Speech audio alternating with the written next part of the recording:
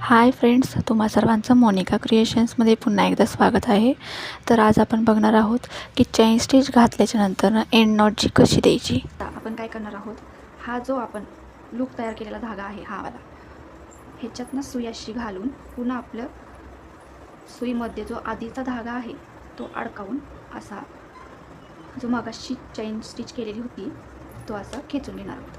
ही झाली end not. तुम्हाला परत एकदा दाखवते बघा. असं धागा वरती काढायचा, पुन्हा एक चेन स्टिच करायची, झाली चेन स्टिच. चेन स्टिच करताना पूर्ण अशी बारकी चेन स्टिच करायची नाही, असं अंतर ठेवायचं दोघांमध्ये. आणि ह्याच्यातनं हा जो धागा आहे हा असा अडकावून घ्यायचा आणि खेचायचा. हे दोन्ही जे धागे आहेत हे अशी धरायची. नाही बघा, असं काढला, परत दुसरा देखील धागा काढला, लूप तयार झालं. ह्या धाग्यातनं हा जो धागा आहे असा अडकवायचा आणि दोन्ही धागे हातातच ठेवायचे. एखादा सोडायचा आणि एखादा धरायचा असं नाही करायचं. दोन्ही धरायचे आणि दोन्ही एकदाच खेचायचे असे. मग आपली जी लॉक आहे ती तयार होते.